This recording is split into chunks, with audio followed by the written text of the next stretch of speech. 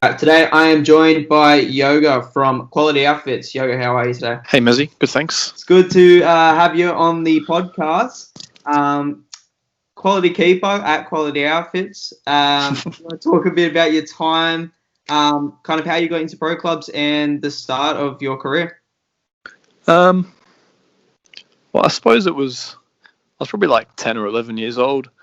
And I think I'd got like FIFA 11, my birthday or something. And I think it was around about the same time I started playing goalkeeper IRL. It wasn't my first FIFA, but I think it was the first FIFA they actually introduced be a keeper. So I thought I'll give this a go. I was like 10 years old and pretty into just getting into goalkeeping. And I don't know, I just kind of played that for a bit. And I think that was probably the time I got Xbox Live as well, and just came across pro clubs and thought, what's this? And I started doing it. It wasn't called drop-ins back then. It was, I can't even remember what it was called, but just did a few of them and met some friends online and went from there. Yeah, I mean, I'm trying to think out of all the people I've spoke to, like not a lot of them have mentioned kind of the original Be a Keeper when that was introduced back in FIFA 11. How'd you find that? Yeah, it was, to be honest, it was heaps easy. It was way easier than goalkeeping is these days, contrary to belief. Everyone, thinks goalkeeping back then, there was a skill gap for it, but it was, I was 10 years old, being able to jump into it, it was pretty easy. And I think a lot of people back then, especially in Australia, everyone played with a second or two of delay. So I was jumping into games with, and even today people still do, but back then I was jumping into games with like 1 or 2 seconds of delay, and I don't think the matchmaking settings was a thing back then, so you're kind of paired up against whoever, and back then you could survive in goalkeeper with 2 or 3 seconds of delay as long as you the autosave mechanic was ridiculous. You would just save everything. You wouldn't even be in sync with the game. So it was a lot easier than it is today, actually. Yeah. So you've been on EGN. You've been on for some time now. You've been on since season 11. You started over on the Xbox side. I would say, I don't know if it's biased or not, I'd probably say that you're the most successful keeper that's come from the Xbox side. On the Xbox side, you first started with Vendetta. How did you find about EGN and find the team for Vendetta? Well, I'd taken some time off. I think the first season I played on FIFA was season 2 on Xbox. And I played some time through season 2 and to season 6. And then I took some time off, I think maybe up to a year. And when I came back to Oz FIFA, it was what was known now as EGN. And I always played Xbox since then. And I looked on the free agency and saw some of the old players were still around, and I think I put up a free agency post, and I believe it was Dave DeMalvered chucked me a message and got me into Vendetta that season. It was probably the last most active Xbox season there was, season 11. After then, things started to deteriorate. Teams started to go, and more people started to go across to PS. But season 11 was probably the last good one. We had some good teams in there, Paragrande and X-United, a few of the OG Xbox players remember them. Just pretty straightforward from there. And I think I lasted another 3 seasons on Xbox until I finally decided I better make my way to PS.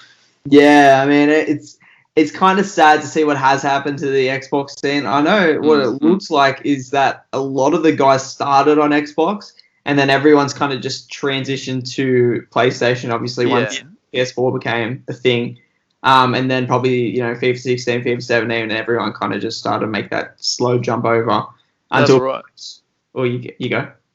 I think it was 2014 when the next generation console came out, and I remember being on 360, and we had everybody on PS3, which was called Whirlpool back then. Actually, it was completely different platform that was ran by completely different guys, and Xbox at the time was a lot more popular than PS3. So everyone was like, "Oh, well, the next generation console is coming out. What are we going to do? Are we going to go to PS4? Are we going to get Xbox One?" And the console actually came out, and no one really knew what they were doing. They just picked up whatever they had, and it ended up being PS4 had a lot more players in 2014, and that's when it really started to change from 2014, FIFA 15, FIFA 16. Yeah, and it's kind of sad, as to mention, that's kind of what's happened to it. But you would make the transfer over eventually.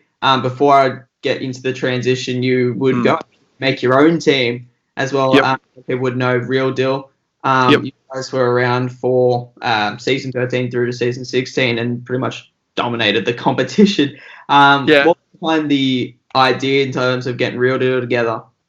I think it was post Vendetta, and we played for a team Beyond Reason with a few other Xbox players, and there was two of us in the team, particular Matals and Tectonic and I, and we're good mates, and we just thought we'd make our own team, and we all enjoy it playing with each other, and that's all it really was just we enjoyed getting on and playing FIFA. It wasn't we never really took it that serious, and we had a few other boys on the Xbox that we also got along with and put them in a team, and I guess after we kind of sorted out we sorted it out a little bit, that FIFA 19, and kind of got better as we played more of the game, and before the end of the next season we were pretty competent. Yeah, pretty much. But in saying that, the season had dramatically gone down in quality since season 11. Don't want to take anything away from the boys, but that was when we started seeing 8 team comps and 10 team comps and stuff like that. Yeah, it was good for us to just jump on and enjoy, to get on, not have to worry about the competition too much. Yeah, exactly. And then pretty much from there you would make your transition over. You would be a part of Retribution. It's funny enough, it's one of my first clubs. You would play them as they made the move to Div 1, where you guys would win the Best of the Rest tournament. Do you want to describe the transition now in PlayStation and then your time kind of going there?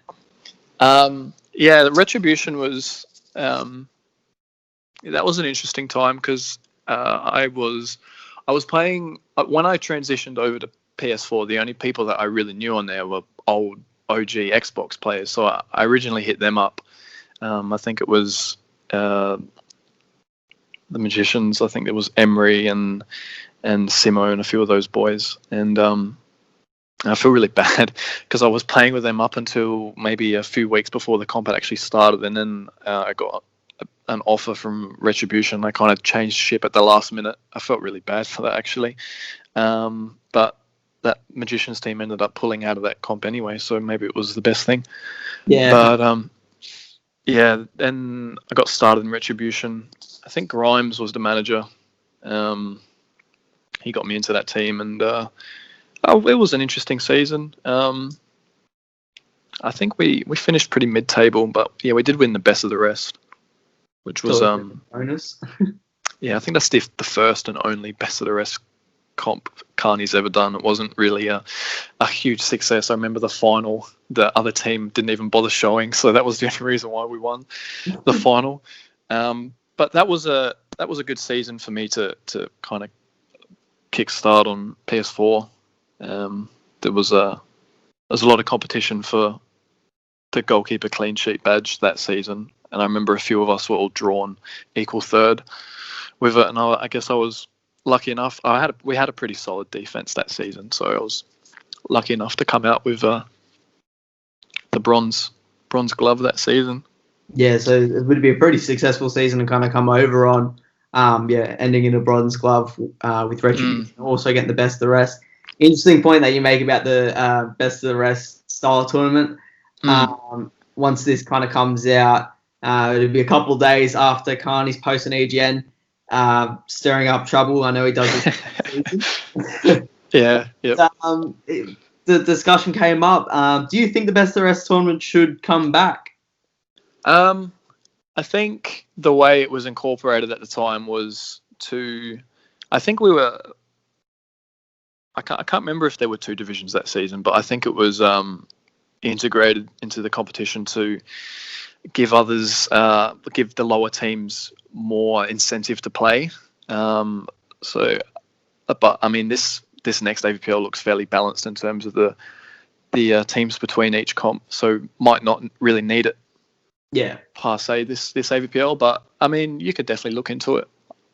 Again, if you have one big segregated competition with 30 teams, I think we had 30 teams that season. It was something ridiculous. Yeah. But that's the only real way I could see it ever working. Yeah.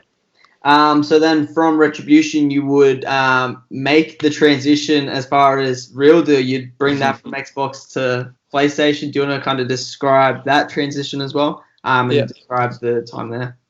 Well, after Retribution, I remember when I went to PS4, the transition with the other core lads from the Real Deal team, and keeping in mind we did want to stay together because we're a good bunch of friends, and but that season 14 we were all separated. Some people made the transition, some people didn't, and that was partly the reason why I ended up going with a different team. But season 15 we kind of all got our shit together and all got a PS4, so we're like, oh well, let's see how we go on PS4, and we'll do Real Deal. We'll try to keep the core team together and make a few new additions. It didn't go too particularly well. We could have had an alright season, but we had some really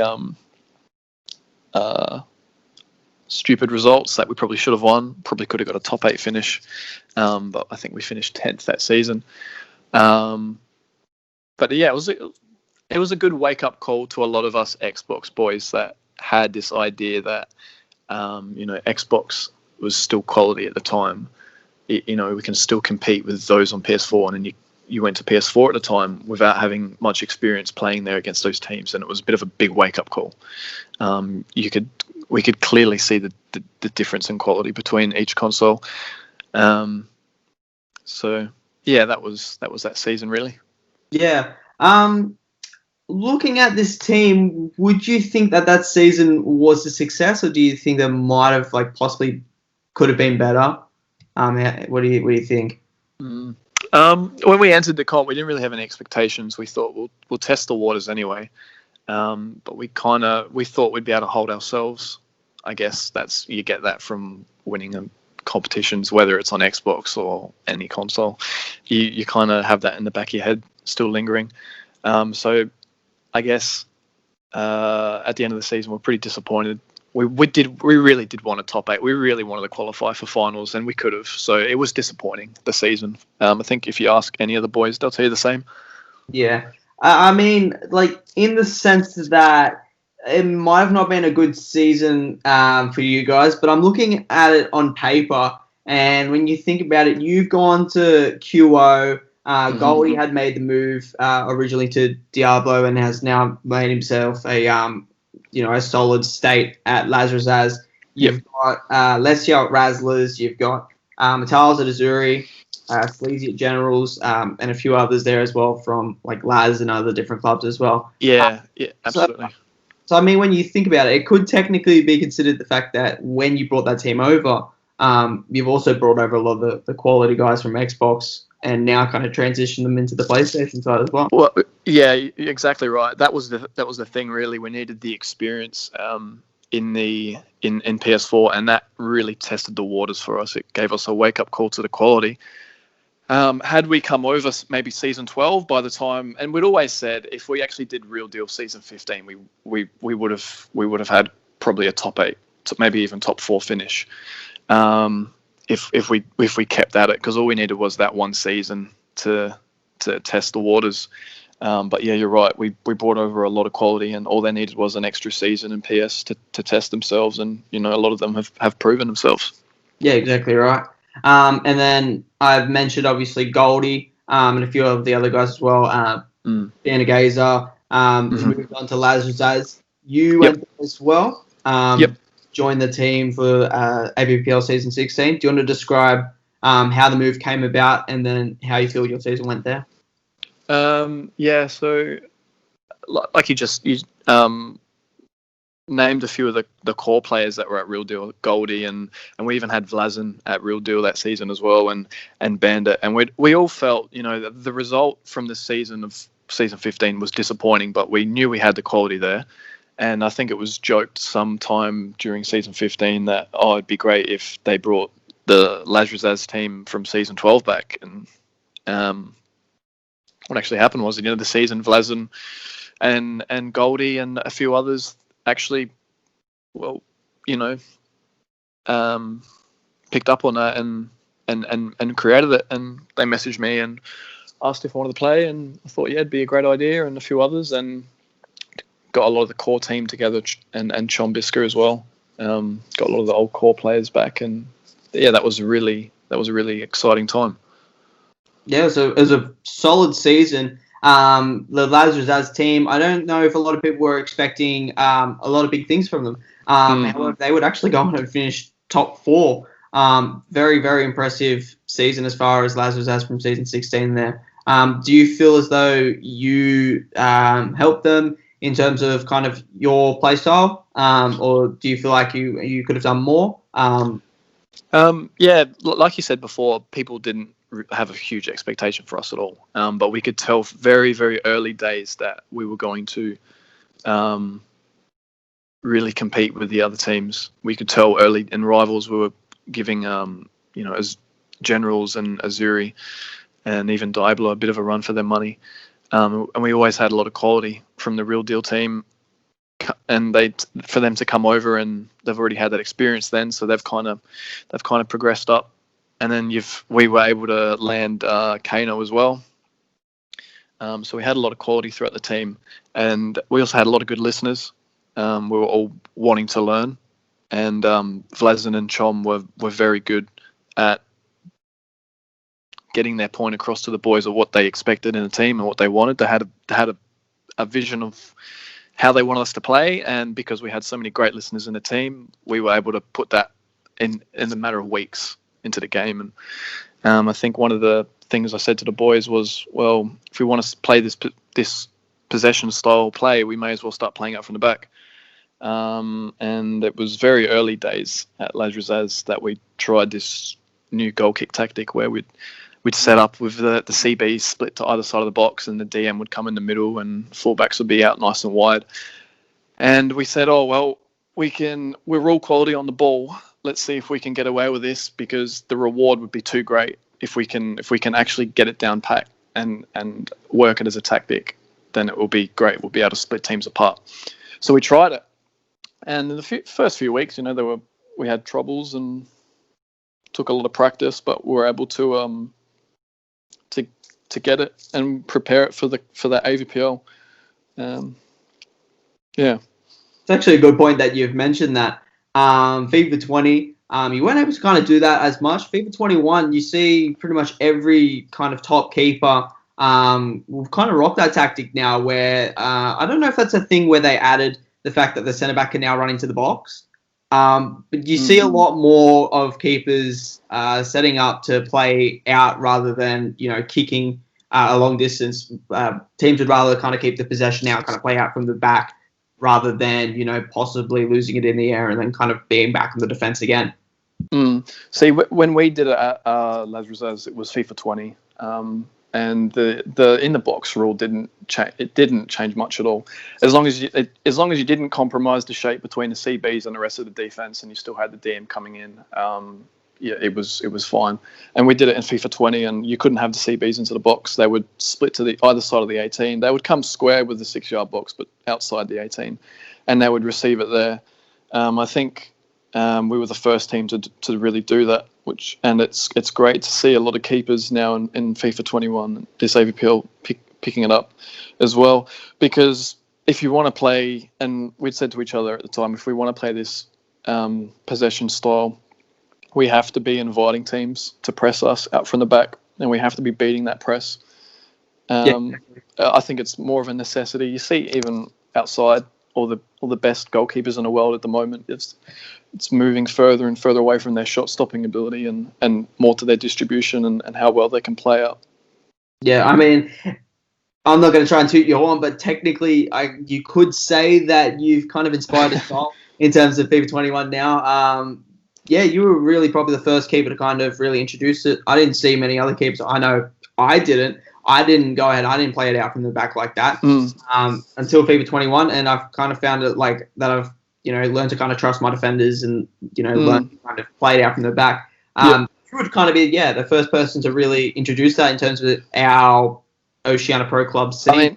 I mean, it's always been there for goalkeepers to use. I think it was more away from the fact that I said to the boys, let's do it, and probably more to the fact that they actually wanted to do it. You probably had a lot of goalkeepers on the site say to their defences, let's play out, and maybe the defences haven't known how to set up or known which passes to make or haven't been that comfortable on the ball. You have to have the right defence and the right midfield and in the end the right attack as well to be able to do it.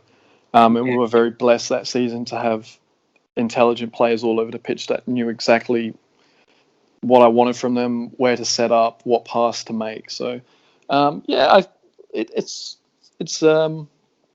definitely a trend that's caught on now, but it's good to see. For sure. Exactly. I mean, if you don't really have the right kind of defenders in the right places, it could definitely be a kind of like a costly loss of possession. Absolutely, and can leave you open. It's all about kind of having the confidence, not only just in your own ability, but kind of having confidence in the team's ability. Yeah, you have to, absolutely. So you play that high risk football, and mistakes happen, but because you're willing to play that high risk football, you're also willing to accept the consequences. If you do turn it over, we made plenty of mistakes, and goalkeepers will still continue to make plenty of mistakes today. But don't be discouraged from it, because if you're playing that style, then you're going to take the consequences anyway. It's going to happen. 100%.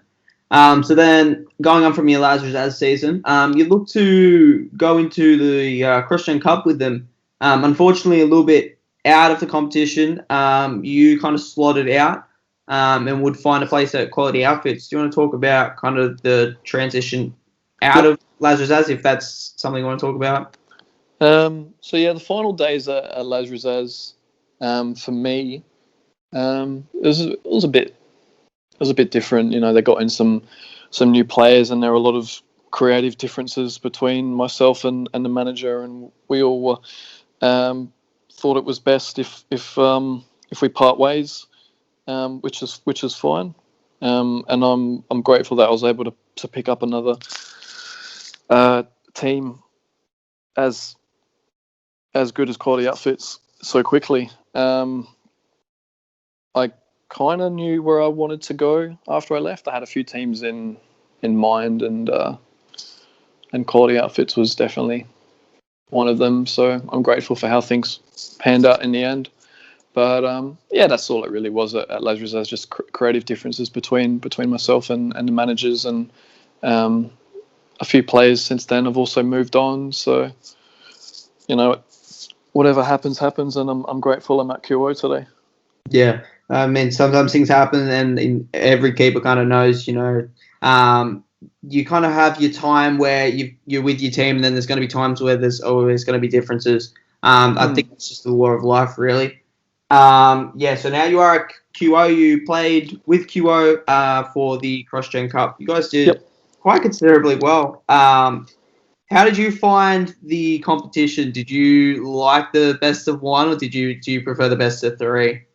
I like the best of one, because you can go into the games without the second or third game playing on your conscience. You can just go in there and worry about this game. You can go into this game and score and think, okay, but if we concede, then we're going to have to play another one. And it was good like that, to just put 100% of your energy into one game and go out, because you see it happen all the time in AVPL. The underdog will win the first game, and then they'll just get belted the rest of the other games. So it's good to see. If you're referring to the QO Zuri game, it was good to see us get a result there, even if we probably didn't deserve to. It's always good to kind of cause that upset, especially against the team that possibly you kind of not thought that you could have. But in the best of one series, it kind of gives you an opportunity. And I don't think you're going to see teams sitting back as much as you do. You see kind of, two teams kind of fight it out, and you see kind of who gets the best kind of result. Yep. So you play with them, obviously, in Cross-Gen Cup. Now you're going to play with them for season 17. What are your expectations with the team coming this season? Do you expect them to be a top 8 team? Do you expect them to be a top 4 team? What do you expect from the team and expect from yourself? We have the quality in the team to be a top 4 team. And the Cross-Gen Cup was something that we were just able to jump in with no pressure and test ourselves and see how well we do against the other teams. And we've proven before that we can beat the top teams. And it was good to get that. It was really a practice season for us for a lot of other teams, that Cross-Gen Cup. And now that we've been sweating it out heaps since then, getting on and playing, and we've made a few signings as well. Getting Rykes in, which is really, really good signing. And also Laz Lockie's also really stepped up in the team. So if we're arguably better than last season and hoping to contest top 4 this AVPL 17. It's going to be good to see. Do you kind of have one in the team that you kind of would recommend to others, kind of be like a one to watch? Yeah, you got Lockie, who's come as really, with somebody not many people have heard of, and I think he's really going to make his name this season. And of course you've got Brash, who's just always phenomenal in defense. No matter what day, if your team's not in form that day, he's great to have in because he's that consistent. But I think we've got a lot of players all over the pitch that will surprise a few people this season. Yeah, it'll be good to see. And I kind of like the fact that you've just recently mentioned that, like, QO kind of since the Cross-Gen Cup, a lot of people would kind of consider that to be a pre-season tournament if you compare it to real life. Absolutely. So then you kind of have said that you guys kind of get on and grind in terms of rivals and whatnot. Have you felt your keeping ability has kind of like improved? The fact that you kind of get on and grind more, and how have you found the transition from the FIFA 20 mechanics into the FIFA 21 mechanics? Yeah, absolutely. FIFA 20, and I think this is the same with a lot of goalkeepers. It takes a few months to get into, and then you're maybe 3 months into the game, and you kind of hit your peak, and you feel like you're unbeatable. And then the next game comes out, and then you got to go through the process all over again. And I remember transitioning from 19 into 20. Took me a while to get used to, and then I picked it up and it was great. And the next game comes out and you got to go through the process again. This FIFA though, I was happy to see the mechanics. I know a lot of people were whinging about the mechanics at the start of the game, but I think that was all pretty relative to the way you play goalkeeper in the game. For me though, I was happy to see that there weren't too many drastic changes in terms of mechanics. I think scoring goals is a lot easier for strikers this season generally, and us goalkeepers, we really have to start taking more risks in the way we're reading the ball. And that's just making it harder for us every FIFA, which is good. I think the last update took out the pre-dive animation, which a lot of us were pretty disappointed because we'd gotten so used to the, and I know probably applies for you as well, we got so used to the mechanic, and then and you could really see a skill gap between all the goalkeepers in the game, and now they've brought it back, and it's disappointing, but it is what it is. Yeah, it's kind of, I had learned as I kind of transitioned into 21 to kind of just consistently grind it, and then I felt, if I took a little bit of a break, even just a couple days, I kind of got come back to it. Yeah, you just kind of go, oh my god, like I'm making all these mistakes, and you don't even realize it until you kind of start playing 4 or 5 nights a week, and it's kind of like then you kind of grinding it. You have to have the break. I mean, you have to have the break. I was at the beginning of FIFA 21, I was really trying to get used to mechanics, and I missed as the game came out, I missed that first week that everybody was on, and I was far behind a lot of the other goalkeepers. So I said to a few others, I want to get on and play as much as I can and get used to it. And I was playing 5 times a week, and I wasn't seeing much improvement. But you take a day off or two, and you take a step back, and you come back to it. And that's when you start to progress again. Yeah, exactly. So I've got a couple other quick questions. First question being, in terms of real life football right now, who kind of impresses you, or kind of who has impressed you in past couple seasons? In real life, In real life, like yeah. Premier League. Yeah. Well, I'm a diehard City fan, so I always stick by us, even though we've been pretty inconsistent with results recently. But this EPL, it's good to see some of the other teams, Aston Villa and them come up the table, Leicester as well.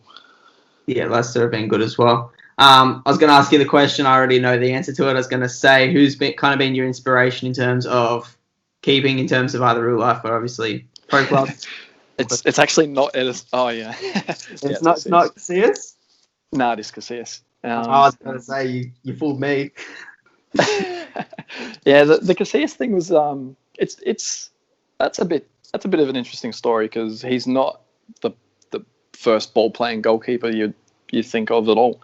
But when I was a kid, I was pretty obsessed with Casillas. Thought he was great. I still think he's great. But my play style in even outside of pro clubs goalkeeping and pro clubs goalkeeping's more towards playing out. So, and he's really not the perfect model for that. But he's still my favourite GK. Yeah, I mean, he's always going to be a good GK. It's kind of one everyone looks at and kind of goes, yeah, Casillas was definitely one of the best, if not the best GK of all time. That kind of was able to keep Madrid as far as kind of like the top of Europe and kind of be at that top quality consistently. Yeah, he was really great. I think his physical ability was above the rest for someone so short. Only 6 foot. But you can see that affects his game as he gets older. He doesn't have that anymore. But yeah. I think that happens once you get older anyway. Yeah. And then a lot of people they compare him to Buffon and stuff, and Buffon was he's always going to have extra 4 inches height on him. Yeah. So he's always going to be able to stay more consistent in the game. Yeah, that's always going to happen, I think. And then the final question being, are there any keepers that you're looking at in terms of the EGN perspective? Anyone to kind of want to watch, or anyone that kind of impresses you for the upcoming APFL season? Yeah, the last patch, there were a few goalkeepers that really caught my eye. In particular, I think a lot of people can say for Poet as well. He also came from Xbox.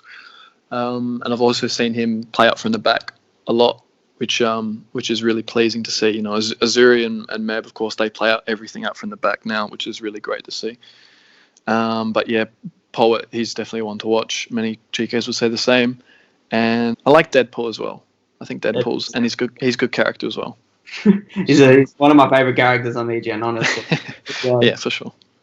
All right, that is Yoga. Thank you very much for coming to chat, and all the best with quality outfits for the upcoming APFL season. No worries. Thanks, Mezzy.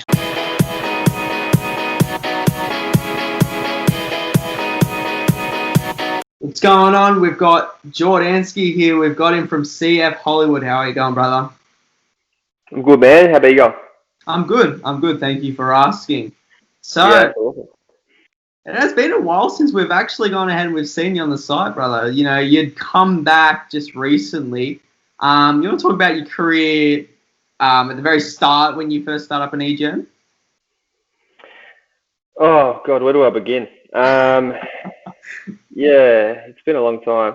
God, when did EGN get created? Like 2016, 2015, 2014? I don't even know. Yeah, so I think I've been on the site for like a year. So I think it was Oz FIFA for a good 3 or 4 years, and then they moved over to EGN, I think maybe 17 or 18. Yeah. So I've been around for, oh, God knows how long, probably too long, really.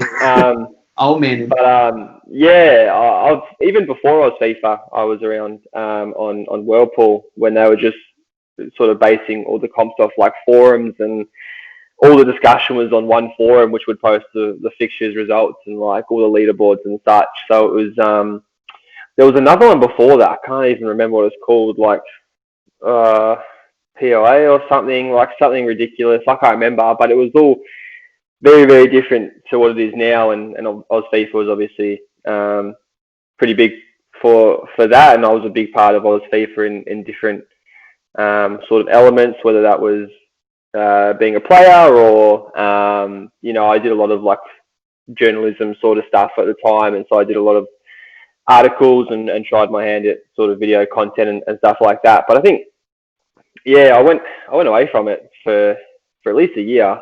I went away from EGN, and just outside life took hold, and I'm 24 now, so working hard and done all my study and full time and whatnot. So, and a missus on the side, so it's all gets very, very hectic at times. But it's been good to come back into it, and I've had a lot of fun since I came back, and definitely a different community and environment, but still a lot of fun as it always has been. Yeah, definitely. I think my research may be correct. I went back and checked. You're originally outfield, was that correct? You played outfield for a fair bit.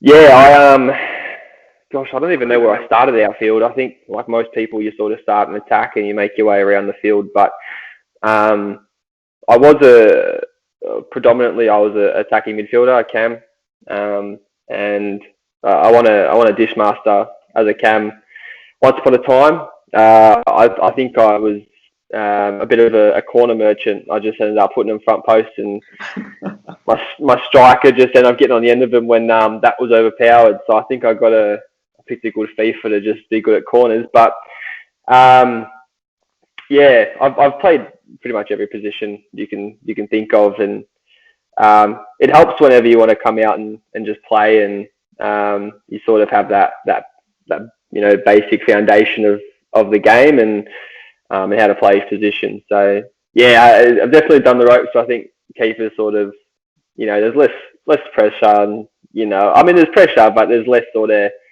less to do, I guess, which is kind of better for me at the time. So yeah, 100%. I got a question I've asked a fair few of the guys this question. What inspired you to be a keeper? I know that you play a fair bit. You play NPL as a keeper. Did that kind of transition onto EGN, or was that kind of you just chose to play like that? We'll discuss that.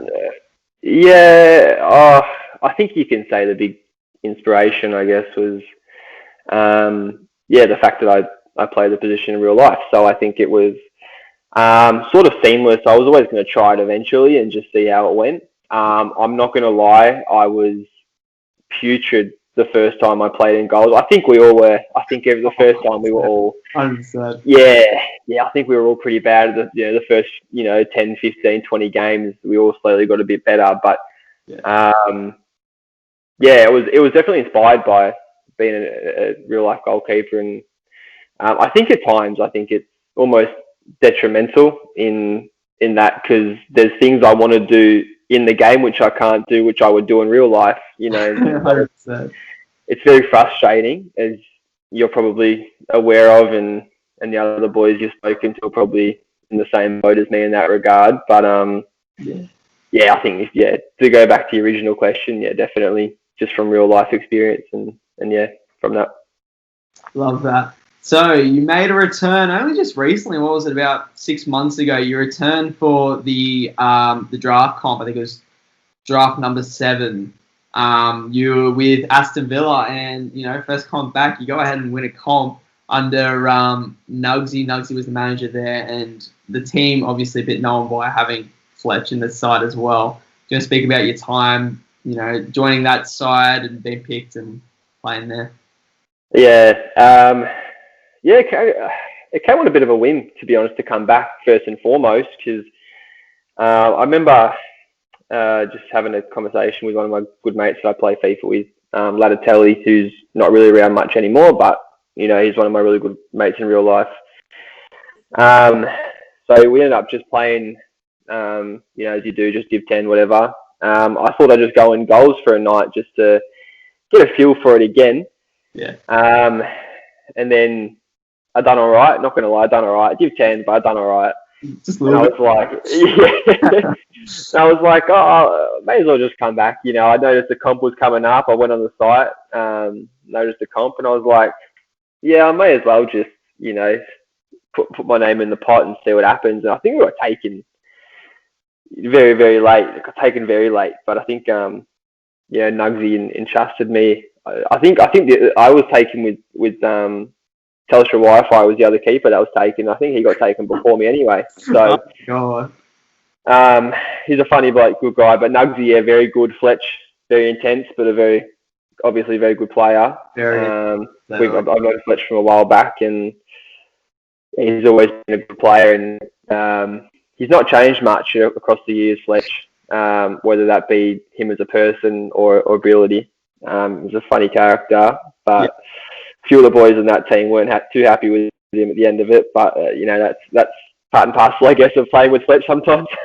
Yeah, exactly right. And I know that a bit. I just joined Grease Mode recently. It was a team that was built together. It was a mix of kind of Diablo players, and there was a few Empire players, a few Badge Fire players, all mixed in one. And obviously, it was kind of an idea inspired by Fletcher Naylor.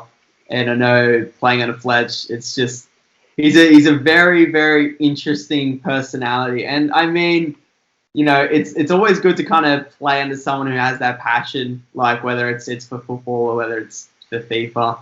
Whether he has the passion for FIFA, I don't know. But he's definitely one to kind of inspire people around him and to be better and get results. Obviously going ahead and helping you guys to a draft title. It's pretty good there. So you would then go on to go join the Empire for season 16. Describe your time there. Did you approach GG? How did that go about? Oh gosh, there was a lot of humming and ahhing about this one because, well, first and foremost, it was a bit of a struggle to find a club post-draft, to be honest. Yourself and a lot of the other top keepers on the side obviously found yourselves at all the, pretty much all the big clubs, I guess, all the big Div 1 clubs. And, I wasn't really looking at playing Div 2 or anything. I was sort of going into it thinking I'll play Div 1, maybe a lower Div 1 team, and just get back from the swing of it by doing that. But I can't remember who contacted who. I think Gigi may have contacted me at the time. I'm not too sure. I did put up a free agency post, and it might have been a bit of both. I actually think I might have approached him, to be fair. I think he put up something looking for a keeper. I think something with Coombsy wasn't going right, or Coombsy couldn't commit or something. And then I think I messaged him after that, and we've had our history, Gigi and I. Mostly bad, to be fair. It hasn't been a nice history between us, and that stems back years ago when things were said, things were done. It's all in the past. I was young. He wasn't as young, but it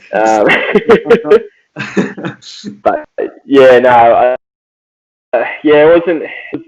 It was a pretty easy decision at the end of the day because everyone knew Empire to be one of the better clubs out there, and I trialled for about a week, and they liked what they saw, and I knew a few of the boys already, and fit in pretty well, so they were pretty happy to have me, and went from there, which was nice.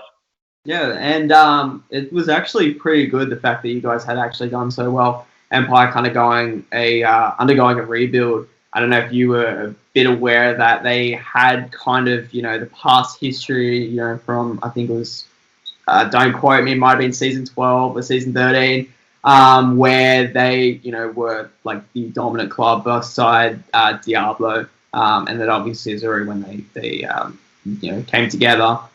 They were known to be one of the biggest clubs at the time, and then for season 16, they lost a fair few of their key players. The main players staying being obviously Gigi and Akpo. So you guys did very well despite obviously having undergone that change. Do you feel like that may have affected the team chemistry at the time of, or do you think that you guys may have improved? What do you believe? I was aware of a little bit of a rebuild. Not immediately coming back onto EGN. I wasn't aware at the time.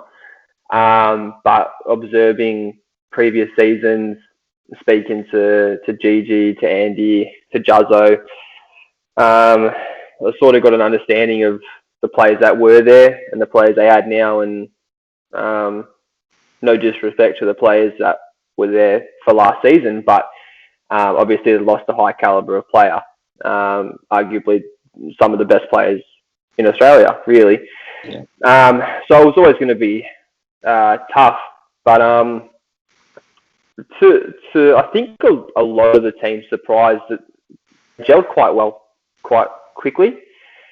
It made my life a lot easier, to be honest, because I think because it was such a new team and I knew people, but I would have been, if they'd kept the same squad, I would have been the new boy, and it would have been a bit difficult. But I think because I knew a few of them already, and then had a bunch of guys coming in that really didn't know each other, or they knew each other only briefly or through one season or something. Like, I think it made it a lot easier. I think it sort of helped the process that there were more people that were new, for me anyway. And they performed quite well. They did quite well together. It wasn't perfect, but unless you win the title, it's not going to be perfect. And we weren't far off, but it was good. It was good. I think the rebuild for what they did was good. Obviously not around this season. I'm sure Empire will be back soon, but it was good fun to be part of. Yeah, exactly. And I don't know if this may be biased or not, but I don't know if there were a lot of people that are actually expecting Empire to do as well as they did. I think you guys got into the semis. Was that correct? Or you got into the quarters? Yeah, I think it was the semis. Yeah. Yeah, so you guys done quite well there. And I like the fact that you mentioned the fact that you were the new boy there. I know myself, I was the new boy at FFA, and I was kind of like, I've got to fit in here somehow. But it's one of those things that I guess you've just got to kind of learn. You've got to kind of, play by how the team is, and obviously kind of like how the chemistry kind of gels as you go along. Would you consider yourself to be a commanding keeper? Would you kind of consider yourself to be more of a laid-back keeper? What is your play style in terms of, how you play? Gosh, it's a good question. It sort of alludes back to what I was saying before. There's a way I want to play, and there's things I want to do, which the game doesn't let me do. I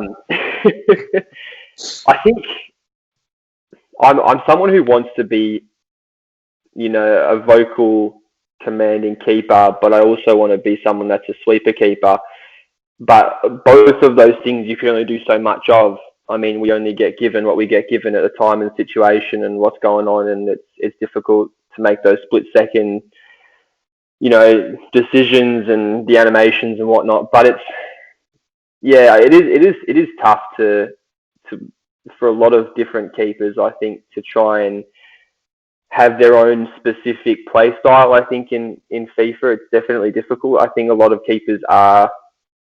There is a few guys out there that love to predict a bit more, and then there's a lot of guys who just like to L1 it and then hope for the best sometimes, and which there's nothing wrong with. There's really nothing wrong with. I think finding that balance between the both is what separates the good keepers from the great keepers, is being able to be in the right position and predict what's going to happen before it happens, and that really only comes with playing and understanding the role, and then just experience and being in those situations. And sometimes it's a lot of luck involved as well. I think more than there's credit given for, it's a lot of luck. So yeah, you can't always go back on luck, but I think I try to be a bit of a sweeper, bit of a commanding sweeper, but it doesn't always go according to plan. 100%. And I don't know. I feel as though I've watched other keepers, but I wanted to kind of like revolutionize my own style. I don't know if like a lot of people notice the way I play. I play so risky, man. I tell you, like there's times where you see me at a goal where I shouldn't be, but I'm just simply there, like trying to kind of get the save, or I'm trying to kind of like, trying to be in the right position. I'm trying to predict things like 3 or 4 seconds before they're even happening. Sometimes, as I said, can be quite risky, obviously, in terms of FIFA and animations and so on and so forth. But I feel like that's a style that I've tried to kind of like make something a bit more kind of like the normal on EGN. Like you see me, I don't want to sound egotistical, but you see me making a few saves more than some of the other keepers. Like I'll try and average like 4 or 5 saves a game simply because I just want to like be in the position. I don't want to like, leave it to an awkward defensive, knockdown and then, there's a striker waiting or whatnot. Yeah. So then actually going back to the point that you've made that there's a style that you want to play. How have you found the transition from FIFA 20 to FIFA 21 in terms of keeping? Have you found the transition to be smooth? Have you found it to be a bit more like rough? Because I know that there's a lot of keepers out there currently that have either found the transition really good in terms of like grinding the game out, and then there's some keepers who are struggling to kind of adapt, seeming that without trying to sound like an asshole, kind of hold L1 and it's just hope for the best and spam the stick and flop on the floor. So how have you found that transition? I hope I'm not frozen on your screen, just by the way, because you're frozen on mine. But I'm gonna. It's good. It's good on yours. Yeah. Cool. Yep. Awesome. Okay. Yeah, I think the initial transition was very, very difficult. I think it was widely sort of spoken about how it was a very different game to FIFA 20 from a goalkeeping perspective. I think there was a lot more unpredictability going on, and so it made it tough. And I think going into it, looking at it now, I don't know if it's to do with patches and whatnot. It's probably not too dissimilar to FIFA 20 at this point in time. But I think going into it, I was like, so I didn't pick up the game for a little bit. But when I did pick it up, I found it was very, very different. But I went in with the mindset of it's a different game. It's going to be very, very different. And I think that almost, played with me a little bit because I was like expecting things to be different. And so I did different things. And then it was different. And so that's naturally going to happen. It's going to be different. So I think, I think from evolving my game, I don't think I've done a whole lot differently. I think this FIFA I'm trying to predict a little bit more than I maybe did. I was maybe more of a safer keeper last FIFA, but I think that had something to do with the fact that I didn't play nearly as much as anyone else did last FIFA. So I had to maybe play a bit safer, whereas this one I've started pretty much with everyone else. So I think I can maybe expand to be, learn to be a bit more unpredictable and stuff like that. But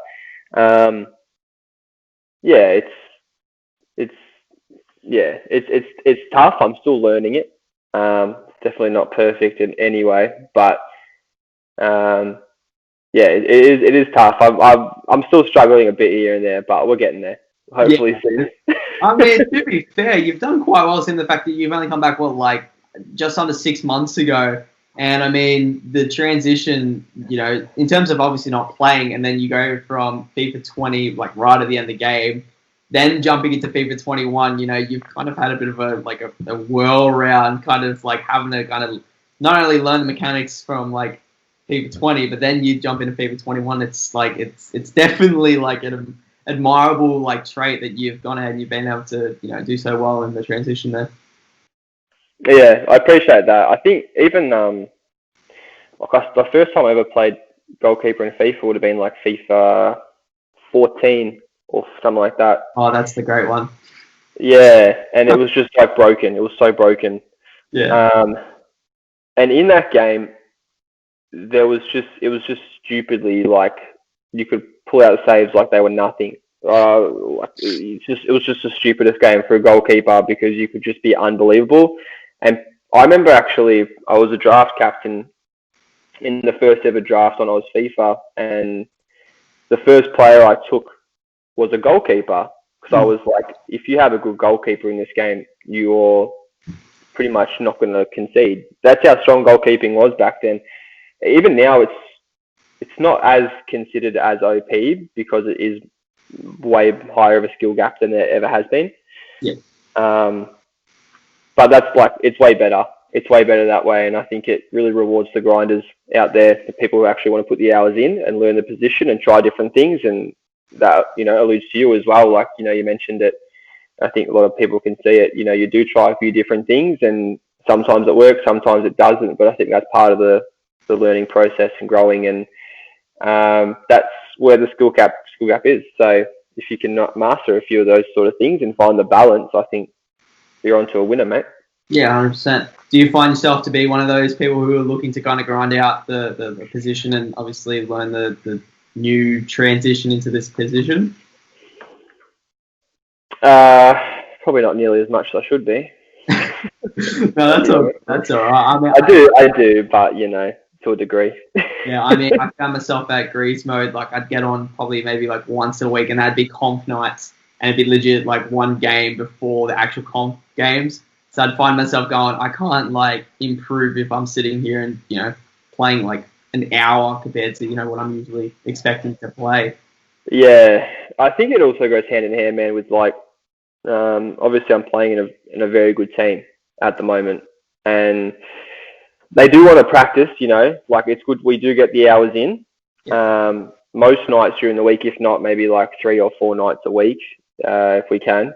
But at the same time, there is that aspect of I'm not really being in those positions to try new things because I'm only seeing the ball a handful of times a game, most of the time. Yeah. Sometimes not at all.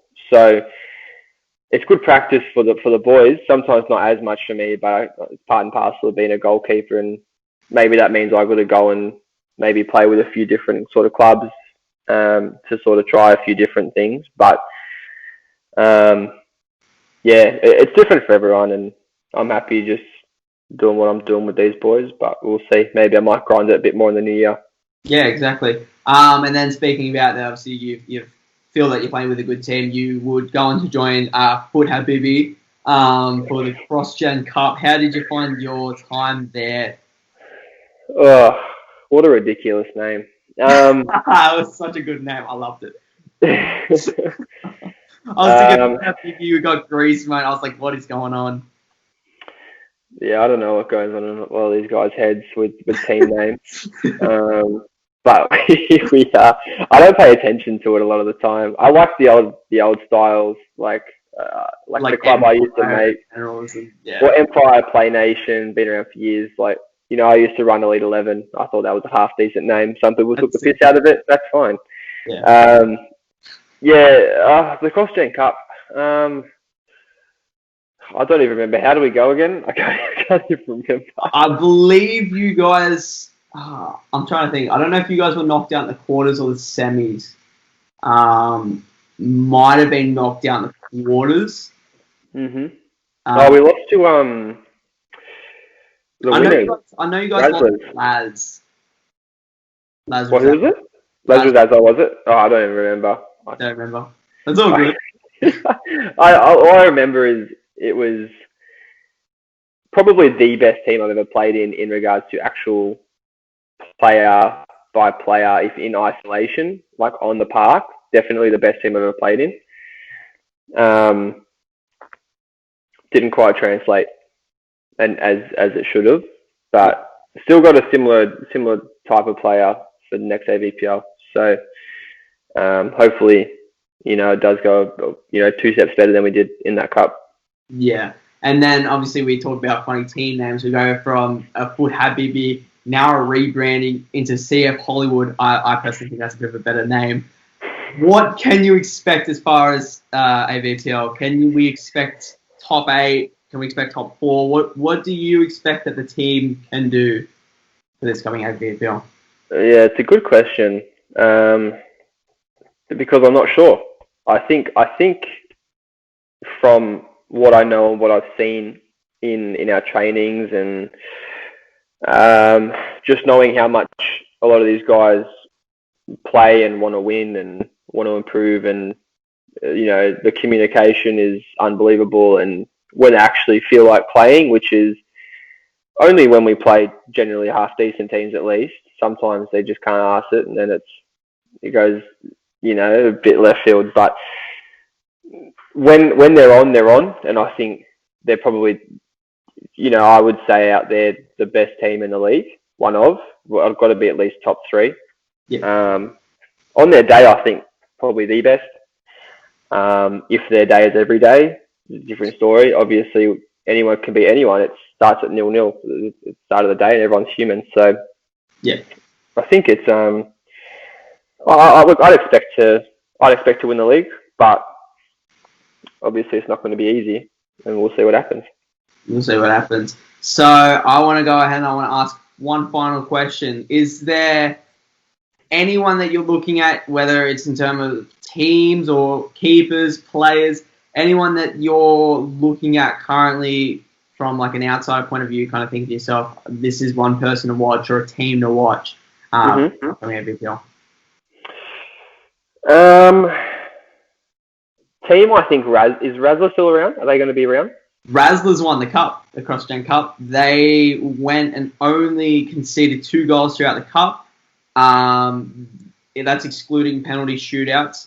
But yeah, only conceded 2 goals in the cup, went on to win the cup, known for their defense, with Bambi and Ecott being the strong CBs and obviously having Mods Mogul and Alessio on the fullbacks. That's a quality defense, and obviously the attack, just another story. Yeah, I think from an outside perspective, I think they'll go close. I think not obviously everyone rates them, but I would look at them and think they're probably the biggest challenges to us. In regards to a player that I'm looking at that I think can go to the next level, if I'm going to speak directly to a keeper, I think Poet's got all the tools in the shed. I think he's come a long way. I obviously haven't been around for that long, but even from when I first saw him to when I've last seen him, he's come a long way. And I think it's exciting for him and exciting for his team, because he's a top quality keeper, to be honest. Yeah, it's actually quite good that you've actually mentioned that, because obviously our viewers will know we've also spoken to Poet, and it's ironic that we're speaking about Razaz as well. Poet now at Razaz on loan from Missouri FC. There you go. He's only been a keeper for just under 6 months now, and he's gone ahead and he's really made himself known. And yeah, definitely one to watch. I think he's honestly probably one of the most exciting, promising keepers I've seen, at least in my time. Is it bad I've totally forgotten about Azori when talking about top teams? Or I mean, I feel like I don't even need to mention them because they're so good, but I've actually totally forgotten about them. So I don't know if that's beef or if that's like a rivalry we're starting, but I mean, that's definitely going to be something that people can kind of look at from an outside point of view and go, oh, here we go, now we've got a rivalry going here. No rivalry there. I don't know half their players, not going to lie, but I know a handful. Yeah. And every time we play them, they're quite good. And Meb is an unbelievable goalkeeper. Just on Meb, I've got no idea how he gets half the animations he does. I actually spoke to him a while ago, and I tried just picking his brain about what button combinations and stuff he used, and like what heights and weights and whatnot. Because I was like, looking at the animations he was getting, and I was just, this was the last FIFA, and I was just like, I've never seen my keeper do anything even close. And then even this FIFA, we played against him last night, and he was pulling off these animations I'd never seen this FIFA. So I don't know how he does it, but dude, he's obviously known as the best keeper. I mean, in terms of whether you're talking about right now or in the past, I think he's been the best keeper that's kind of graced the site. And our viewers will know. We've also spoke to Meb as well. He's just insane. His reading of the game and just like the animations he can get. Just unreal. And obviously, it's always good as well because he's keeper as well in real life. So, when you kind of can transition that from, your real life football career into obviously a video game perspective, it's always good to kind of be able to, take some aspects from like one thing and put it into another. Yeah, 100%. Absolutely. So we'll end it on that note. We're going to thank Jordanski for joining us again. Thank you very much for taking the time out of your day to come and chat on the podcast. No, that's all right, mate. I'm sure I'll keep track of how you go this season, and I'm expecting big things from you and your team, mate. Thank you, and likewise. So that is Jordanski. Thank you very much for joining.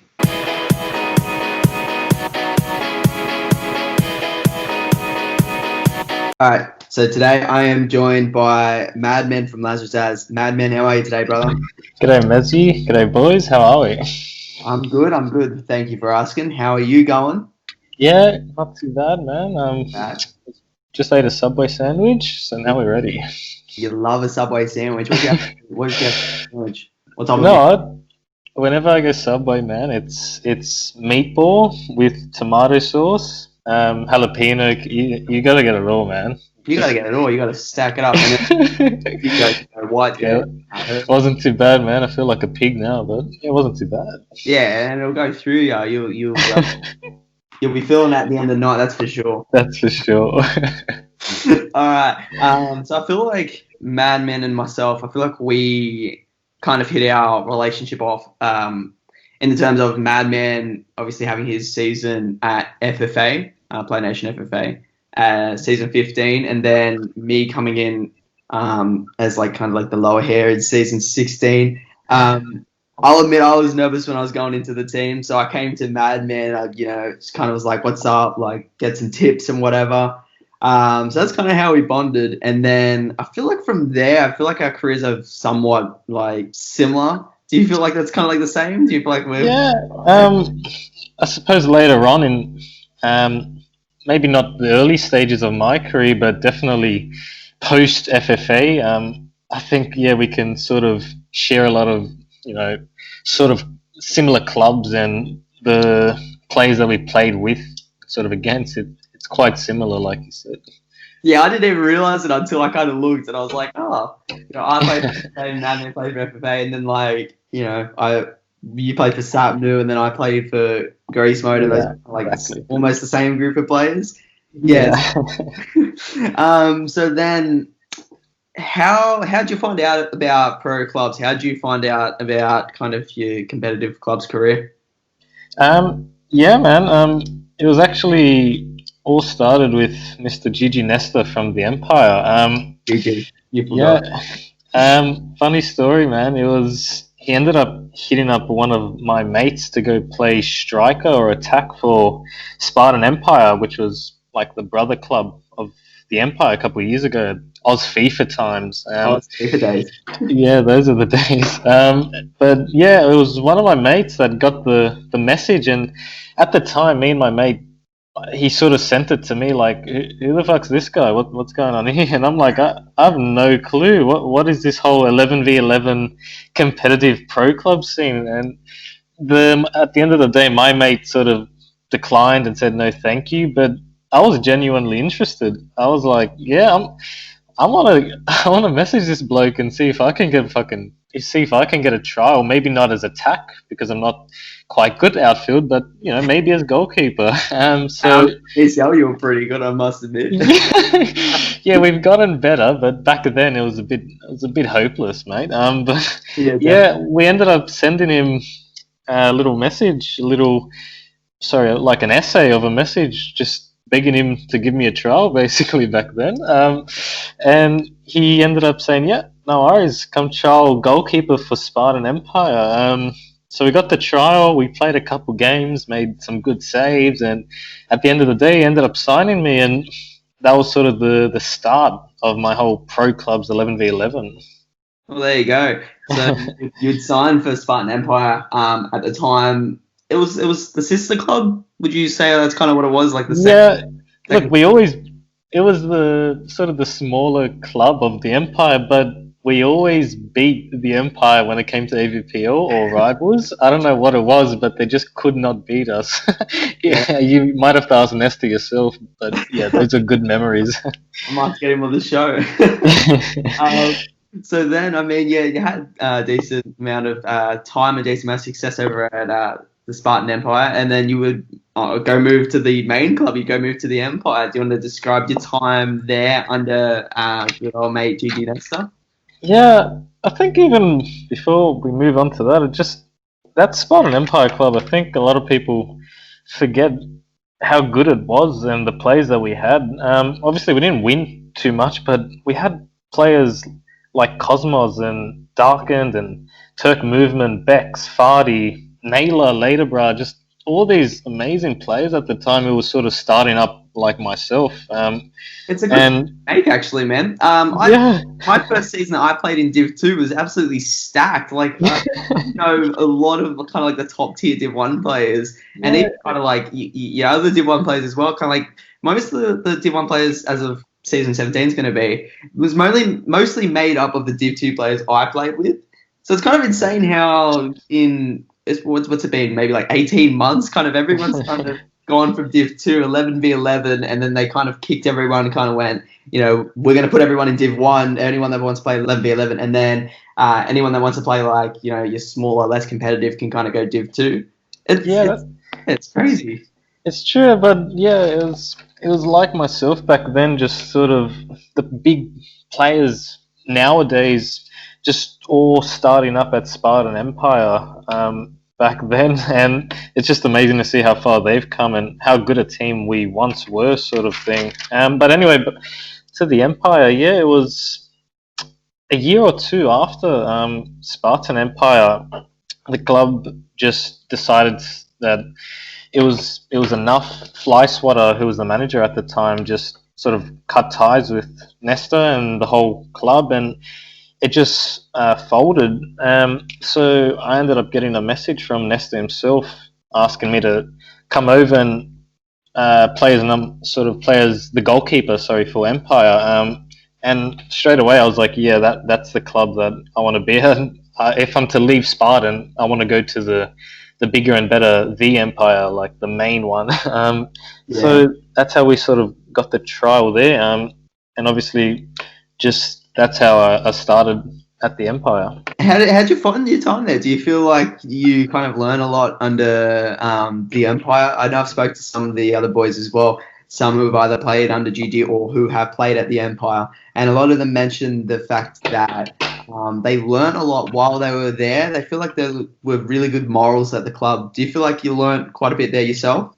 Yeah, you speak to anyone that's sort of spent time with Gigi Nesta and played with him and been under his wing, and they tell you the same thing. It's just back then, especially how strong the Empire was. It was all credit to him and the club that he built and the morals that he set there.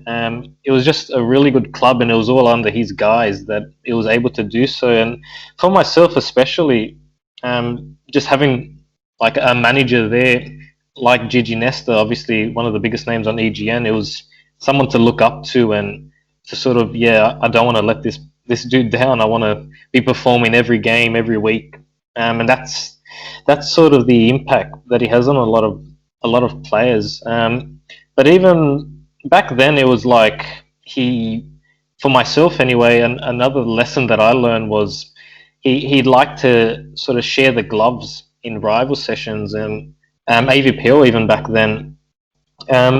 So it's sort of like where Spartan Empire, I was used to being the number one consistently. At the Empire, was like, I have to share the gloves with some amazing goalkeepers like Maburley at the time, who was there, and a couple others I can't remember right now. But that sort of taught me that, if you're gonna keep the gloves and consistently play, you need to be performing every week. Otherwise, you make a mistake and you're out for a couple of weeks. You don't get many chances at this club, and that definitely is something that I've taken with me throughout every club that I've been at. Just sort of whether I'm the number one or the only keeper or I'm sharing the gloves, it's like, I've got to be aiming high and I've got to be making saves. Otherwise, there's so many more people that want my position and to be here, and otherwise I'm sort of screwed if I'm a bit complacent or not performing to the level that I should be. And that's thanks to him.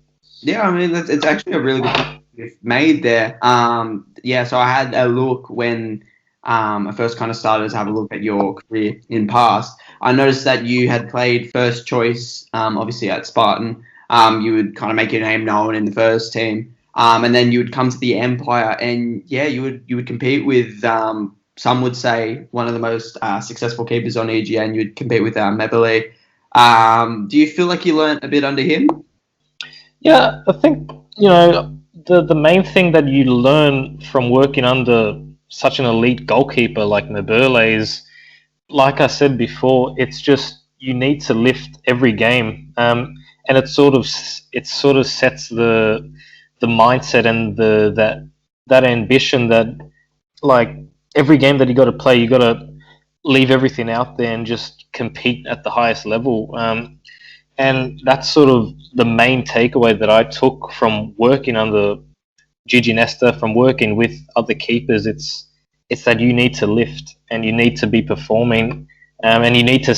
Your mentality has to be, I deserve the gloves. I need to earn these gloves, and I got to be, like I said, performing every week. Otherwise, you're gonna easily lose out on playing games because you've got such heavy and good competition around you. So yeah, Mabule and a lot of the other keepers that I worked with, sort of hectic. I used to work with a bit. Can't remember right now, but I did work with a couple back then, and it was just the main takeaway is, work your ass off and earn the gloves. Otherwise, you're out. Yeah, exactly. And I mean, it's gone ahead and it's kind of improved your game, and not only improved your game, you've kind of gone ahead and you've proved yourself as one of the top keepers from the Empire. You would then move on to La Magica for a season. How would you find your time there? Yeah, that was a tough one. At La Magica, it was a bit of a weird one because I was pretty happy at the Empire, but I felt maybe I deserved a bit more game time than I was receiving.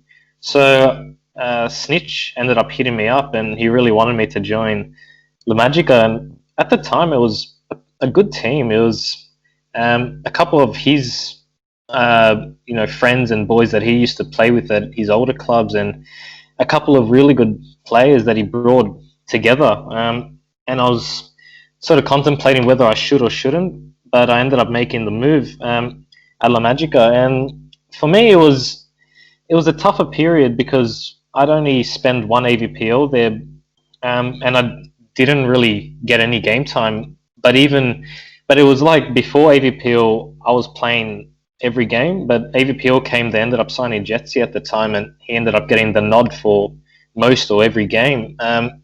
And that was probably the toughest time that I had in this whole EGN Oz FIFA scene, just not being able to earn sort of the gloves that I thought I deserved a bit more. And it's no disrespect to Snitch. Obviously, he's an amazing manager, what he's done with Azuri and his past clubs, but I definitely thought I deserved a bit better treatment than I got at La Magica. But obviously, looking back in hindsight now, it was a good lesson that I learnt, and it's a lot of lessons that I learned from the time there. But at the time, it was obviously a tougher period for myself.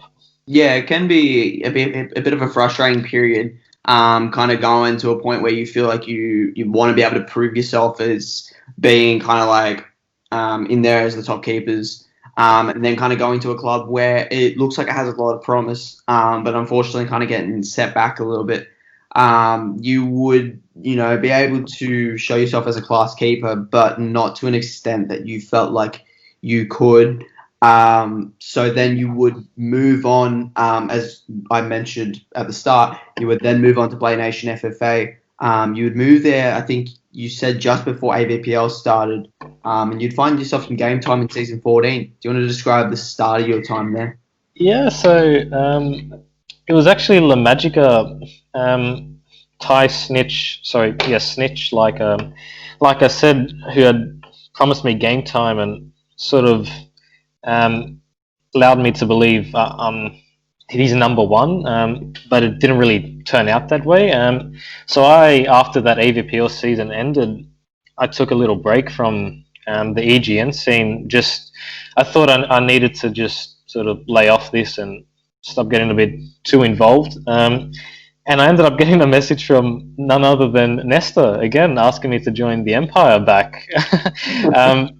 So yeah, I ended up joining them back for rivals and whatnot. But it was AVPL coming up, and he already had another keeper, and they only wanted to take one in. So then I left the Empire just sort of searching for another club, even if it was a step down or a lower club, if you will, or a club that didn't have the ambitions of the Empire. It was like, yeah, I'm done sort of sharing and splitting the gloves, and I want to be playing number one again and sort of the only keeper at the club. And at the time, FFA were in search of a keeper, and it was only a couple of days out of AVPL.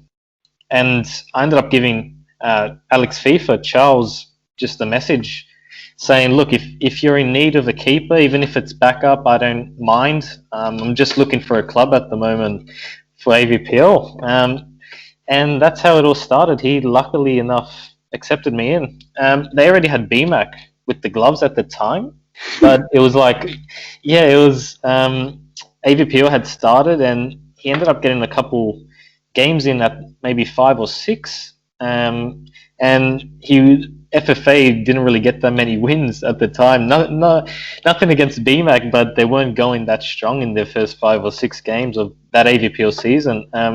So Chelsea ended up bringing me in to play goalkeeper after maybe a week, and just from then on, he shift BMAC into defense with Sesto and Dave and ADP, and I was, from then on out to the rest of the season, I was their number one keeper, and it was good to be able to have the responsibility of playing every game again, and having the boys rely on me to consistently perform. It was something that I obviously missed, and I needed to get back, and I did under Chelsea.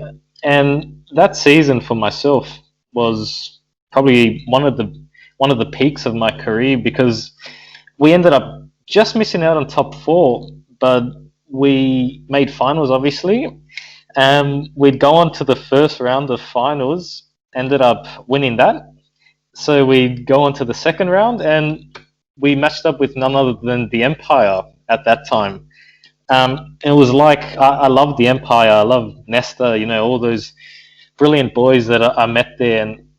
But it was like, I fucking want to get revenge on these guys for not giving me the gloves more. It was like my way of sort of, yeah, I got to get revenge, and I've got to sort of pay back Chelsea and the faith that he put into me. Such a great dude and great manager. I really wanted to repay him more than anything and get revenge on the Empire. So back then it was the best of 3 format, and we'd go into our first match, ended up just narrowly losing. So it was 1-0. The second match, I put off a couple pretty good saves, and we ended up scoring in the 89th minute. Young Rex, a volley from edge of box put us 1-1 in the series. So it went to the third game, and that was probably my favorite game of all time ever been on the side. That third game, it was just end to end, and it was just anyone's game. And luckily enough, I had a really good game, and I pulled off one of my favorite saves. Maybe I will send it to you, and you can sort of include it into this podcast. But it was against Naylor, and straight after that save, we'd go on to score 2 goals in the third game. Ended up putting us 2-0 up, and we went on to win against the Empire and knock them out. And it was just sort of the best. It was like everything that had happened before that happened for a reason, and it was the best sort of feeling. No hard feelings for Nesta, obviously, but it was just brilliant. I can't remember what happened after that. Obviously, we didn't win AVPL, but obviously, yeah, that was the pinnacle of my time at FFA, and it's all thanks to Chelsea and him allowing me to join the club. Yeah, I mean, it's definitely a strong motivation. I know, kind of, you want to go ahead and you want to be able to prove yourself, and not only just prove yourself. It's especially a good point that you made that obviously a matchup against the Empire. It's your chance to kind of go ahead and show them what they're missing out on, and kind of find like a motivation to drive your team. It's definitely a solid motivation to have. And going on to go ahead and beat the Empire, unfortunately getting knocked out. Season 15, you would have one of your best seasons yet. You would have the bronze glove. You would end with the 3rd highest clean sheets. And also in that season, you would also go on to represent New South Wales in the state of origin. Do you want to describe that team? Yeah, prior to that, it was So when FFA first signed me, it was that AVPL 13? I can't quite remember, but it was the season after that. Obviously, I was playing every game again for FFA. It was like 2 seasons in a row playing almost all of the games, and that really lifted my confidence and allowed me to sort of achieve better things and keep the clean sheets, and also having at that time FFA had a really strong and good team. The defense especially, always keeping the big boys out and scoring and getting some good results. Just such a good team, and I thought a team that I was really lucky to be a part of. And thanks to the good performances that I was having, I was able to join up and be a part of the EGN New South Wales team, who was led by some of my past managers like Tyson Itch and Gigi Nesta again, too many times. But ended up sharing the gloves with Ogie at that time. It was myself and him. Obviously, I think that was Ogie's peak too. His peak, sorry, at that time, and he was one of the best keepers on EGN. He's brilliant now, but back then it was he was sort of the competing for number one spot, and it was really good to work with him. And I'd get games leading up to that. He'd get games. It was pretty evenly split, and he'd get the nod to play in the grand final against, I think it was Queensland, and we ended up getting the victory, and obviously getting a badge for being a part of that team too. It was all thanks to FFA and the games that they allowed me to play, and I ended up getting into this brilliant team, such a good defense and attack, and they could just do everything, this EGN New South Wales squad, and ended up capping it off with the badge, which was really good. It's always a positive, and definitely a strong feeling to have, the fact that you've kind of been a part of your team to go ahead and lead the state. And more than anything, you've kind of led your own state and won the series with them. It's a very strong feeling to have. Some of the players you would find in that team, you would then go move on and you would play with them alongside in season 16 when you would make the move to Sapnu. Do you want to describe your time at Sapnu? Yeah, so it was after FFA, my second season of AVPL with them. It was sort of a bit of turmoil, and it wasn't the best time at the club, surrounding the players at the club. Sorry, it was a bit toxic, if you will. And I just thought, if there's a time for me to move on, it's probably now. But then again, I was really happy at FFA, but I thought, like, at that time, EGN just saw the establishment of Sapnu FC being led by the likes of Laterbra and Rick Tran and Naylor and all these top players, and it was like, this is the new team to be at, and the new team that's going to compete with some of the biggest boys on the site, and hopefully break Diablo's row of sort of AVPL title wins. If there's a team to do it, it's Sapnu, and I thought it was just too good a team for myself to just miss out and leave. And I knew a couple of keepers prior who had trial for them and were unsuccessful, so I thought I'd give myself a try and sort of head there and try my luck. And luckily enough, they ended up. I knew the boys from before there, like I said, with the Empire and EGG and New South Wales, but they were lucky enough to accept me, and I ended up getting into the team. It was even when I just signed, we ended up going on, I think it was like a 16 or 17 run of rival games where we just hadn't conceded a goal. It was just an incredible defense, having the likes of Laterbra and Snake Nizza and Nugsy at right back, I thought that was his best period at Sapnu, and Monk, who was one of the best left backs I've played with. And not only the defense, but to cap it off with such a great attack and midfield. It was such high ambitions that we set for ourselves.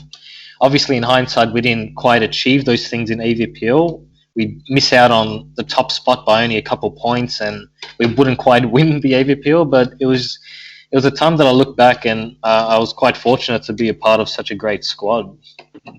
Yeah, definitely. And it's an unreal squad. I'm looking at it right now on paper. It's just insane. Like you've got Mark, you've got Naylor, you've got Rick, you've got Mike J, you've got just so many names. I think I could go through the entire unbelievable team. It's just an unbelievable team, and I mean it's really unfortunate to kind of see them not kind of live up to the potential that they possibly could have.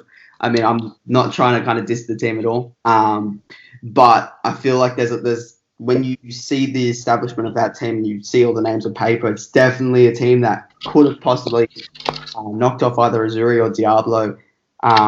Unfortunately, would go on to fold after that. You would then play draft number 8. You would go ahead and you would win the draft with EGN Leeds. Do you want to talk about your time at EGN Leeds, where final you would go ahead and score a free kick? Fantastic time there, man. That was the end of FIFA 20, sort of at the end. I think it was, at least, or was that the beginning of FIFA 21? I can't remember. It was 21, yeah. Yeah, was it? Yeah, but nevertheless, it was the first competitive thing that EGN were doing, and I ended up watching the draft that night, and I saw Just Rush, who was the manager of EGN Leeds, had selected me, and at the time, it was an interesting team. No one in our team thought that we'd really make it or achieve, let alone the title.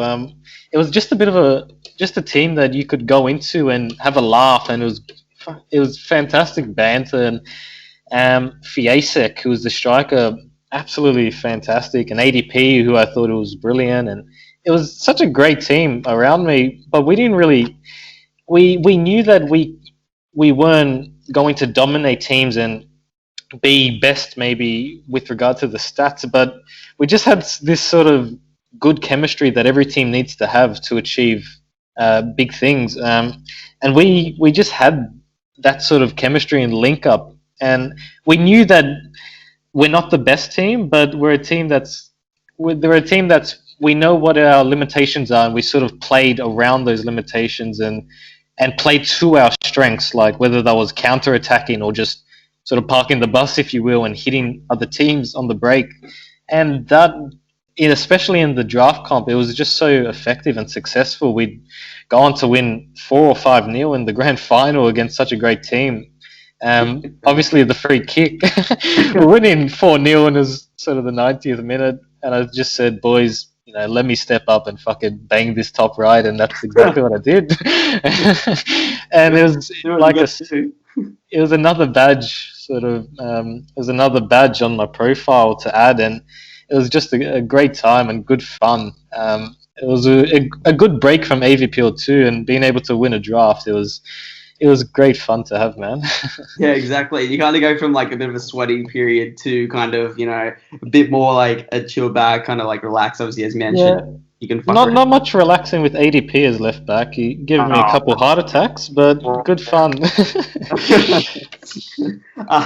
It's a beautiful time to kind of go ahead and you can have a bit of fun and a bit of banter with it. And it's even better to top it off with the title. Now you've gone ahead, you've played in the Cross-Gen Cup, and you will be representing it in Season 17. You would move on to Laz Razaz, a side that is they performed really well in Season 16, would finish in the top 4. Now coming into Season 17, I'm just looking at this team on paper, and fuck me, it looks like just insane. Like there is so much talent. Whether you've got Kano, you've got Soldier, Swaggy, Goldie, you've got just like so many insane players. A side that's definitely kind of looking to impress a lot of people and kind of looking to be, I don't know if it's kind of like a dark horse, but they're definitely looking to kind of like show their potential towards Season 17. Do you want to kind of describe how the move came about, and do you want to describe your ambitions for this season? Yeah, it was after Sapnu had folded. I'd go on to play the draft, but I was still clubless, if you will. So after the draft had finished, it was like, where do we go from here? But at that time, Darkin, obviously the manager of Laz Razaz, had been chasing me up a little, and he wanted me to join and be the number one at Laz Razaz. And it was an interesting one because I'd seen Laz Razaz at my time at Sapnu, and they killed us in AVPL. They won 3-0 or something like that, and it was like, who the fuck are these guys? And no one really expected them to be performing and putting in the big shifts that they did, and let alone come fourth and score the third most goals in AVPL 16. And it was like, fuck, this is a team that, it's a serious team, and a team that a lot of the EGN community should be taking seriously. And I just found that so interesting. And obviously I knew a couple of the boys originally, like Darkin and Creature and Swaggy, if you will, a little bit, and they had wanted me to come over and join. And at that time I had a lot of offers, but it was like I just prioritized their plan and their ambition. It was, if you will, a family club like FFA, but with the ambition that Sapnu had, and having sort of that mix, it was too hard for me to turn down. And obviously now we just signed Soldier and Chill Dog and Sesto just yesterday, I think. Sesto's on it, yeah. Sesto. Yeah, Sesto's come. Unbelievable signings. And prior to that, you have the likes of Bandit and Trini and Swaggy, Dark and Zadie, Cold Case. I could list everyone, but it's even the defense, who I thought prior to me joining was a bit shaky, but I've gone in and they're just so good, been so good and pressed me so much. I'm really happy to be there, and we don't want to set the ambition too high or get ahead of ourselves, but we obviously have realistic goals that we want to achieve. And I think having the good chemistry that Laz Razaz has had in the past year or two, obviously coming from Div 2 and all the way where we are today, they've built this sort of chemistry under the guise of Darkin and Goldie and Vlazen, brilliant managers. And it's just a team that I think has that chemistry and has the quality to also match it, and a team that I'm really happy to be a part of as of right now. Yeah, it's definitely a good team. What do you expect for the Laz Razaz this season? Do you expect them to be a top 8 team? Do you expect them to be a top 4 team? Where can we see them? Honestly, we have sort of a bit of banter in the group chats. Like we got to be achieving this or that, but no one's really set ourselves specific goals that we got to be winning this or winning that. We're just more so taking it game by game, and our game by game ambition, if you will, is to be winning every game and be winning by scoring a lot of goals and going at the throats of every team, whether it's the Azuris or the CF Hollywoods, like the biggest teams on the side, or whether it's the teams that have just been established. We just have the same goal to win every game, and we don't go into any game sort of fearing any team. It's just the goal is just to be winning, literally like that, and wherever that takes us, it takes us. But we're just taking it sort of short term now, and hopefully, but when AVPL comes, we're able to win most of the games that we play, and whether that takes us to finals or top 8 or top 4, we just want to be sort of achieving the big things and competing with the big boys, and hopefully good things come alongside that. Yeah, definitely. It's going to be good to go ahead and see Laz Razaz play in the upcoming AVPL. I just want to ask a couple quick questions. First question being, what motivated you to be a keeper on Pro Clubs? Yeah, I know I watched your part 1 of this series, and I heard a lot of keepers say they were just too shit to play outfield, and I have to agree with them. Obviously, from our time at Madmann, I think you can see how bad I was, but really good. We weren't too bad. But yeah, it was obviously at the beginning when, like I alluded to before, not being able to compete with the outfield blokes. I just thought I'd give my luck in goalkeeper, and literally from that moment, it was just my heart was set on improving as a goalkeeper. And if I'm not going to be able to compete and be as good as the outfield people, I want to be competing to be the number one keeper on EGN and trying to improve every sort of game. And also it's just a different position to everything outfield. I just think it's so interesting to play keeper. A lot of people underappreciate it, and that's what I love about it the most. The fact that you can only have one keeper. You can have 1,000 people outfield, but at the end of the day, if you're there's only one keeper, on the field, and I just love that sort of idea and love the idea of being, the only keeper on a team. It's brilliant. That's absolutely brilliant. Then the next question being, who have you found kind of like an inspiration in terms of real life football, whether we're talking current times or in past? Are there any keepers that you've kind of either taken inspirations from or look at currently and kind of go, oh, I feel like they represent me, or I feel like I'm kind of similar to? Yeah, I think those who know me the most know that I'm an Everton fan. And I just, it's really the Everton keepers, the Tim Howards, or back in the day, Everton had a keeper called Neville Southall who was absolutely brilliant and the one of the best keepers in Europe at the time, and helped Everton to win, a lot of top division titles and European Cups. It's definitely Neville Southall. I also have a mate who's a Real Madrid fan who's going to kill me if I don't say Casillas, but so I'd have to also say himself, obviously being a brilliant keeper, but it's really just the Everton goalkeepers, especially Tim Howard, Neville Southall. They're the sort of the keepers that I've loved growing up, watching their montages, and it's pretty inspirational to watch, and brilliant keepers in their prime, very good. Yeah, exactly. And then also, how have you found the transition from FIFA 20 to FIFA 21 in terms of goalkeeping mechanics? I know obviously we spoke about obviously there can only be one goalkeeper on the field, and FIFA 21 kind of being the FIFA compared to 20 and even like previous FIFAs 18, 19, so on and so forth. How have you found the transition with the mechanics? Have you felt like they were a positive change? Have you felt like they were a negative change?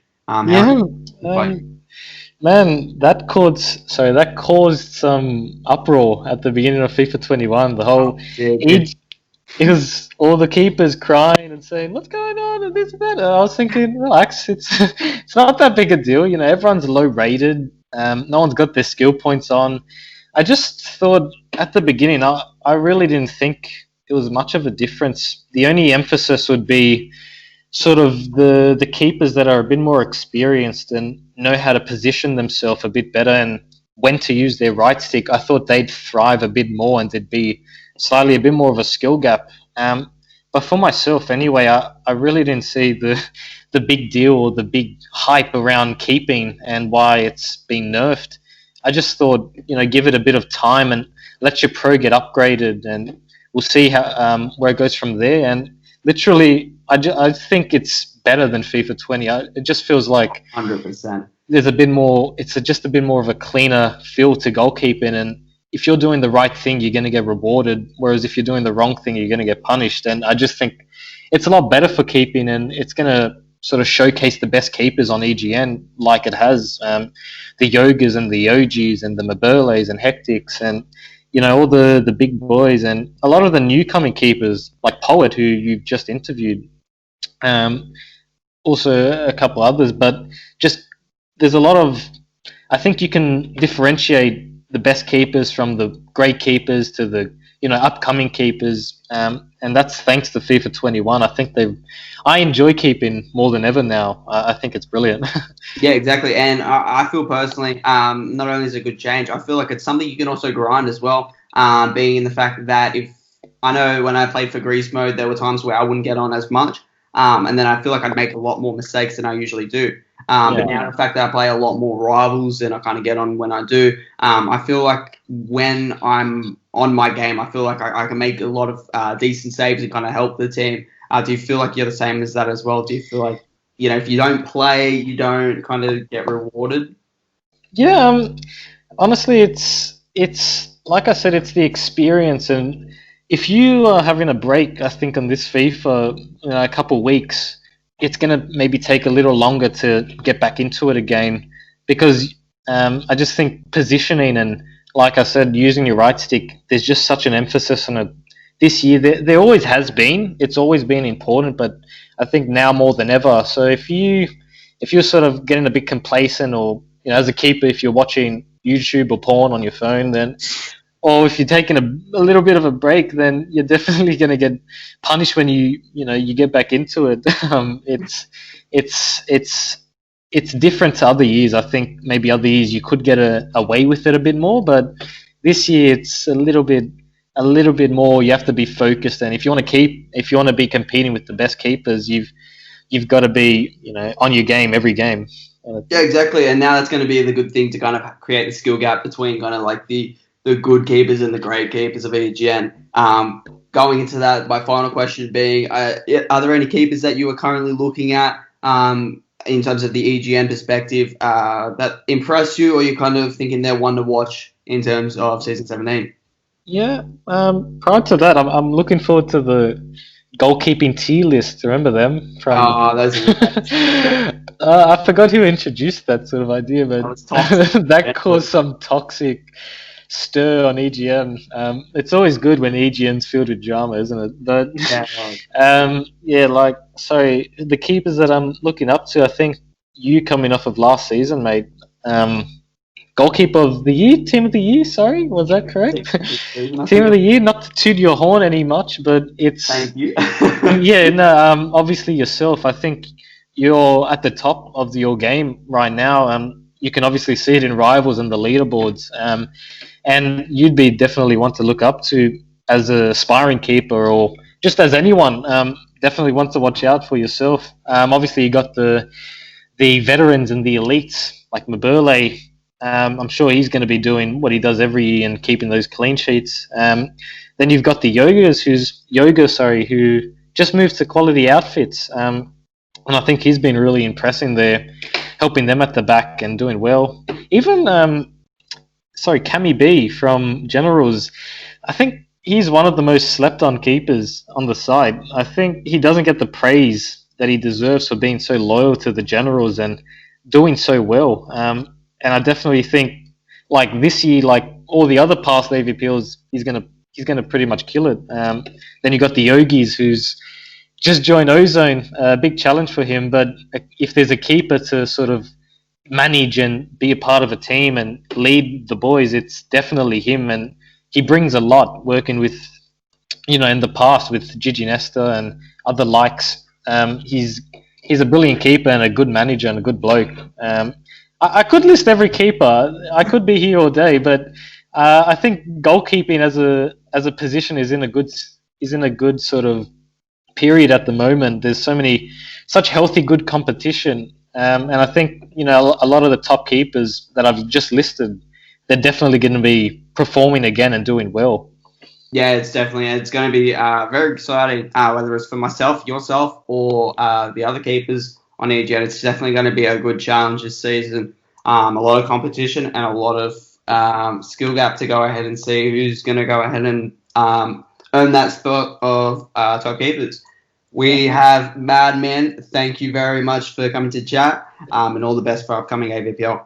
Thank you, mate. All the best to the boys listening too. Hoping for a healthy 2021. And also, Madman Pro Club's on YouTube. I haven't been that active as of lately, but looking to get back into it again. I'm on a little bit of a break now from work and study, so we're definitely going to be providing videos about AVPL and some other stuff.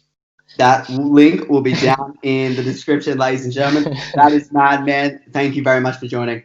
Thank you very much. Cheers. Cheers.